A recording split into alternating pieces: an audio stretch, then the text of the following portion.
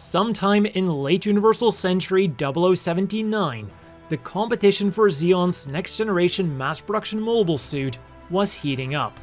With the might of the RX-78-2 breathing down their neck, one of the main requirements that the Zeon High Command imposed was for the machine to be able to natively support beam weaponry.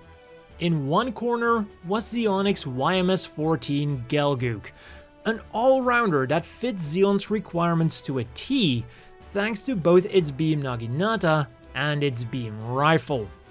But because of its cutting-edge technology, it was facing constant delays.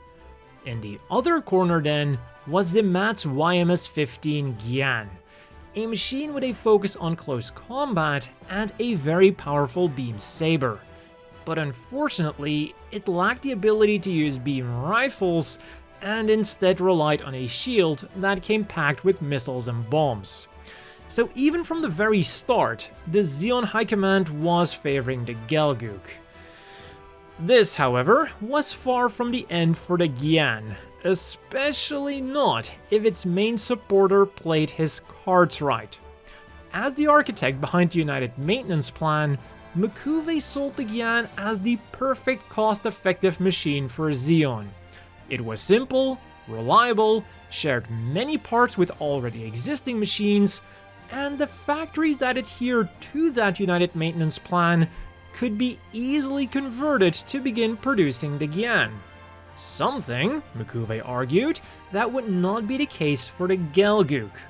By the time that thing could start production, the war might already be over. But still, the Zeon High Command wanted their beam rifles, so it was up to Mikuve to make them not want a beam rifle. Wait, did I say Mikuve? I meant Fate, because by pure coincidence, the Galou's beam rifle failed during an important test right in front of some high-ranking Zeon officials. And with the Federation busy driving Zeon off of the face of the Earth, the pressure was suddenly very high to get a new mobile suit up and running.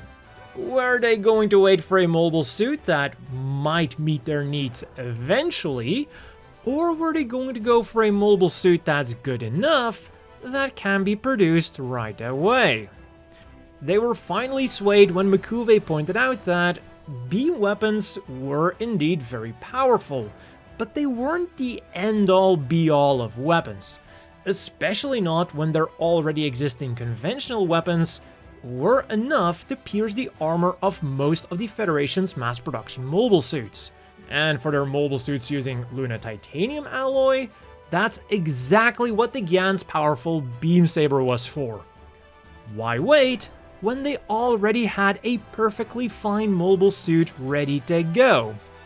And on top of that, he assured them that research into beam rifle compatible mobile suits would continue, and that it could be incorporated into a later development of the Gyan. And so, development of the Galou was halted, and the Gyan was approved for mass production in late November. December 24th, UC 0079. With Zeon forces now almost completely wiped out on Earth, the Federation set their sights on space, and their first target was the space fortress Solomon. In the days prior, additional reinforcements had been promised to Dozle, but so far, the only thing that was actually delivered was the Big Zam. So when the attack began, the Federation fleet completely overwhelmed the Zeon defenders, especially when they also deployed the solar system. With everything seemingly lost, Dozle was forced to sortie in the Big Zam in a final desperate attempt to buy his forces the time needed to escape. But right at that moment, a friendly fleet appeared out of nowhere with Mikuve as its commander. For Dozle though, this timing seemed almost too good to be true. They were late enough to avoid the devastating first stages of the battle, but just in time for a heroic rescue mission. And when the fleet began launching their mobile suits, his suspicions were pretty much confirmed. It consisted mostly of Gyan mass production types and rig domes to provide long-range fire support, And then peppered in there were some brand new Gyan high mobility types and Gyan cannons. Simply put, this wasn't mainly a rescue operation, but a PR stunt and a test. Up until now, the Gyan had seen some small-scale skirmishes to serve as a proof of concept, but they hadn't yet been able to participate in a large-scale battle. And they were definitely able to make a strong first impression. They disrupted the Federation's frontline enough to allow many Zeon soldiers to escape, and then when they themselves retreated, they flooded the Solomon airspace with hide bombs, which were space mines that were stored inside of their shield. So even when the Federation captured Solomon, they would still have a lot of work left to do to turn it into a safe base for them. And on top of that, the squadron of Gyan high mobility types was successful in rescuing Dozel.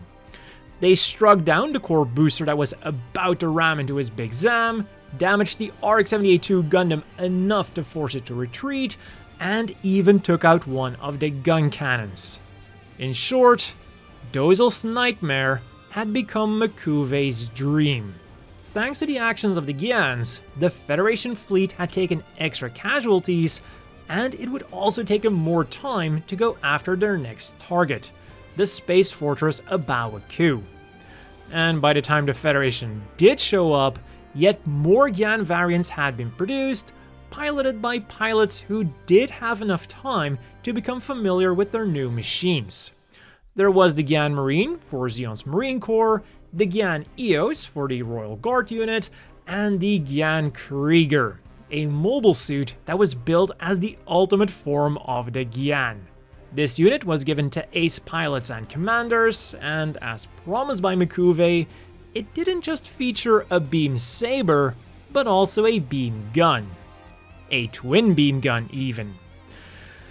And a unit that was now also able to be completed was the Zeon. Rather than one incomplete unit that had to sortie in a hurry, 3 completed perfect Zeons would now be in peak fighting condition by January 14th UC 0080. The opening shot was fired by Zeon's solar ray, wiping out half of the Federation's fleet, including the ship carrying the solar system. But by luck, the Federation's 2 most important ships would survive the attack. The Phoebe, commanded by Commander-in-Chief General Revel, and the White Base, commanded by Lieutenant Bright Noah, and of course also the mothership of the legendary RX-78-2 Gundam. The survivors of the attack regrouped around these 2 ships and commenced the attack. If the Federation was to have any chance of still winning this war, the solar ray had to be destroyed now. But as the battle over A Baoa Qu was raging, a smaller Zeon fleet left for Luna 2. With the main Federation fleet busy elsewhere, M'Quve thought that now was the perfect time to strike at the Federation's headquarters in space. And while his fleet might not have had the quantity, it more than made up for this with its quality.